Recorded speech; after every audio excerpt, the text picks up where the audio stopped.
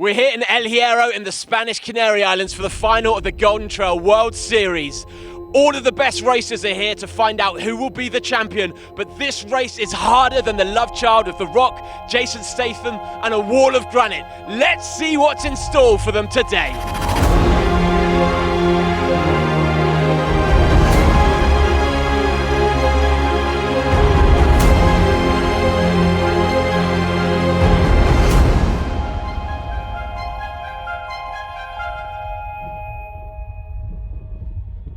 The race combines all of the hardest parts of the series so far. It's 37 kilometers, but this will feel like an ultra, and they'll be running for half an hour longer than any other race in the series. There's 2,800 meters of ascent. It starts with a vertical kilometer and then a super steep down, followed by 2 more climbs, and they're going to have to decide whether they go hard and take an advantage of that first hill, or if they save themselves, because this is going to be a long, long race. Let's see who's running.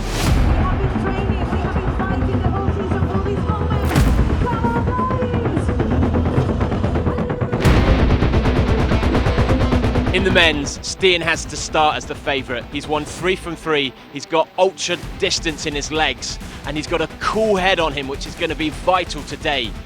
Remy will be leading up that first hill though. He's been telling everyone he's going to take it easy because this is a long distance for him, but he needs to take advantage of the climbs when he can, or he doesn't stand a chance. But Bart is the person who can still win this series. He wins today, and Stian's not on the podium, and he is the outright winner. In the women's, it's Ninka against Maud. Whoever wins today wins this series. It's that simple, and I've never seen Maud actually nervous before because she knows Ninka can win this. I think Maud has a slight edge on the uphills, Ninka maybe on the downhills and the flat, but this could be decided in a mental battle of who is leading at the beginning and at the end of that first big climb.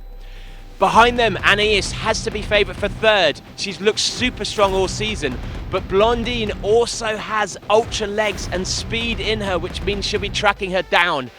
That podium is going to be tough, and from 4th through to 8th, the battle to make sure you get 5th place and €3,000 is on.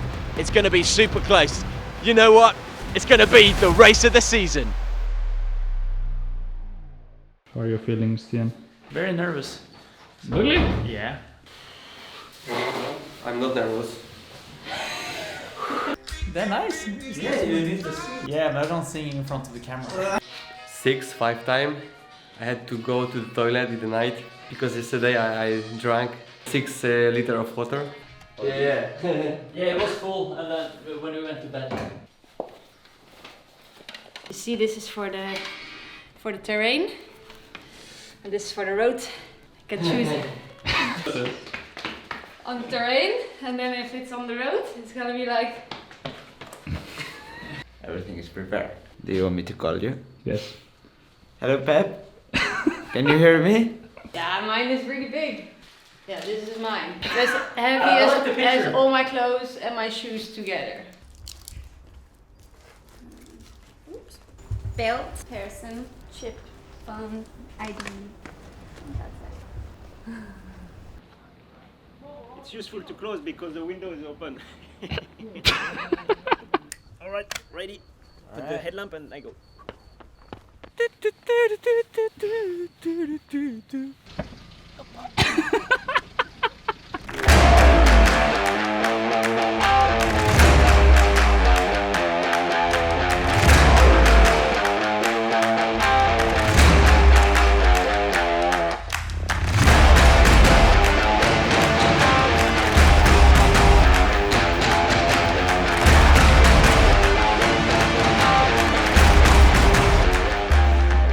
Nearly at the top of the first climb, and Ninka has come out fast.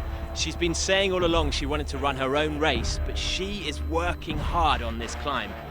About 15 seconds back is Maud. Significantly though, she is breathing deeper. She's looking like she's having to work harder to keep that pace, so it could be that Ninka can wear Maud out, even on that first hill. Back about 2 minutes is Anaïs, looking smooth as we expected, and back about a minute on her is not Blondine, but Sarah Alonso, very close behind Danny Marino. The women behind that are in quick succession, about 5 of them, so actually fourth through to fifth is going to be really tight. In the men, Francesco Papi has completely upset the form book. Both Stian and Remy have been swearing blind they were going to take it easy on that first climb, but Francesco has led the pace and drawn them in. They're looking comfortable, but that pace could come back to bite them later on in the race. Slightly behind them is El Hussein, and further back is the pack we thought would be more aggressive. We've got Bart, we've got Fred, we've got Sylvain Cachard. This next downhill will allow Stian and Bart to make an impact, so it could be a real difference in separating who's in the lead and then who gets to set the pace. Let's see what happens.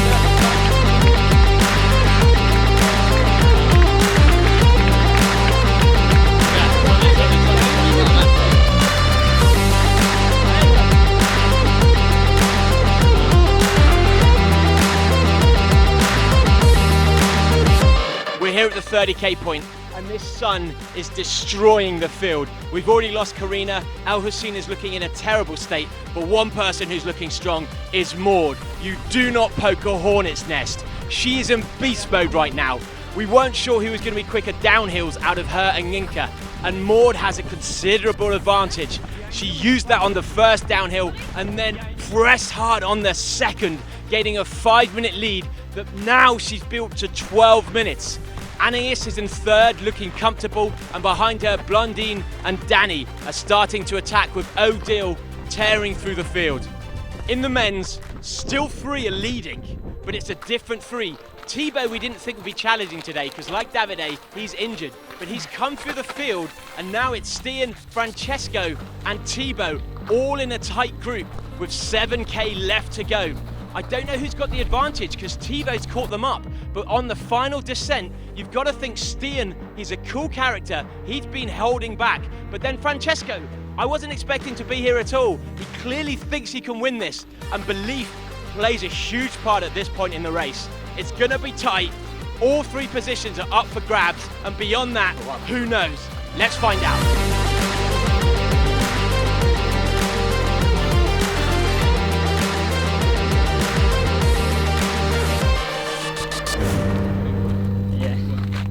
I will stop. Sure? The downhill is too painful. Yeah, sure. We're here at the finish line, and where do you think Maud came? Third overall. Only 2 men beat her today, and I can't think of a result in trail running history as good as that. She almost led from start to finish, and her time was insane. Ninka held on to second. What a performance. She is someone who can really be challenging next season, and Anais has been flawless throughout this season. Podium in every race, she held on to third. What a result. With the men, you wanted a mic drop moment, you got it. 3 of them took to the top, and Stian pulled away. But this sun has been playing crazy with people's minds. For some reason he got lost, took a wrong turning and decided it was a good idea to jump down a 3-meter wall. He fell, hurt his hip. He's okay, but he had to walk in to take 6th place, leaving the 2 of them to battle it out. Francesco and Thibaut. Francesco, for me, is not a downhill ascender, but he pulled it from nowhere for his first win of the season in the final. Incredible. And Thibaut held on to second. But for third, Anders, who wasn't even in the top 15 going into this, held on, not even held on, he was nowhere at halfway, and he tore through the field because he is the fastest descender on this course. And when people can barely walk, he made up place after place for his first podium of the season. Incredible. Let's see what that does to the overall results.